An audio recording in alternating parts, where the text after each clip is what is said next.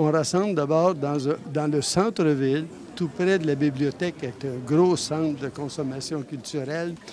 La plupart, la grande majorité de nos organismes dans un milieu qui va être propice au développement au niveau culturel, au niveau sportif, mais surtout au niveau communautaire. Et donc, on a réussi à répondre à un souhait de la population de préserver un presbytère centenaire et un peu plus.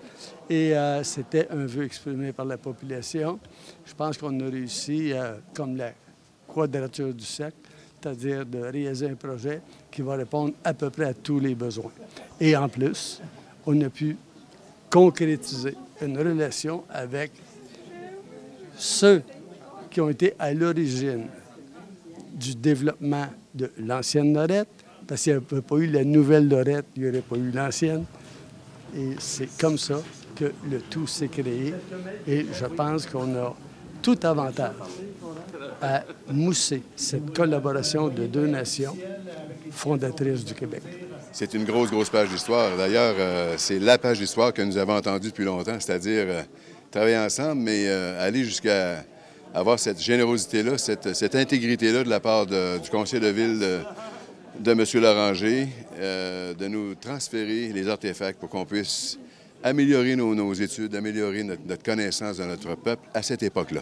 L'objectif premier était de restaurer le presbytère existant qui avait une valeur là, pour la communauté, puis de venir greffer à ça des services qui étaient aussi au goût du jour contemporain pour les citoyens.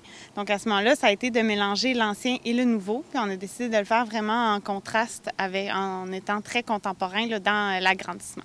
On est très heureux du résultat. On est vraiment fiers du projet qu'on a livré ici. Donc, on trouve que le côté de l'ancien et du nouveau sont vraiment en contraste comme on voulait. Tout ça dans un ensemble là, pour la communauté. Donc, on est très satisfaits.